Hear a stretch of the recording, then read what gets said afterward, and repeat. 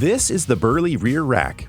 This rear rack is compatible with most standard bikes and complies with the ISO 11243 standard, meaning it can haul about 60 pounds or 27 kilograms. It is also compatible with the Burley Dash rack-mounted child bike seat.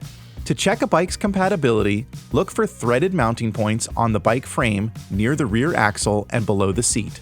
If the bike doesn't have mounting points near the rear axle, it's likely not designed for carrying heavier loads and is therefore not compatible with the Burley rear rack. To install the rear rack, you'll need the provided 4mm hex key. You may also need a hacksaw to cut the rack stays to the desired length. First, insert the bottom stay into the rack and determine the rack height needed with the 3 adjustable positioning options.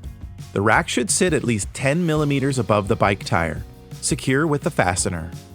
If you're using the rack with the Dash child bike seat, consult the manual for recommended rack height. Fasten the bracket into the threaded mounting points on the bicycle by the axle. Depending on your bike, you may need to use some of the optional included spacers for proper fitment. Next, assemble the stay block screws. Remove the rubber cap on the stay and feed it through the mounting block. Install the mounting block on the bike. The mounting block can be installed with the bolt on the inside or to the outside of the rack. Face them in the direction that provides the best alignment for the stays to mount to your bicycle. Then fasten the stay rods to the threaded mounting points below the seat of the bicycle. Adjust the rack until it is level on your bike.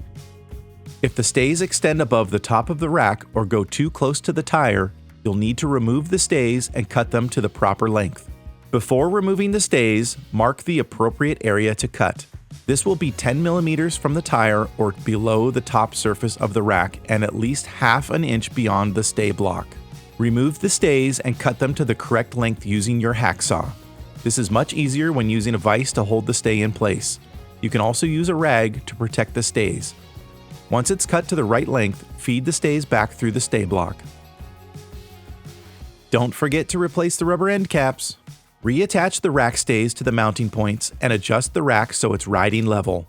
Then, tighten the bolts on the stay block to lock them into place. Repeat this process for both rack stays.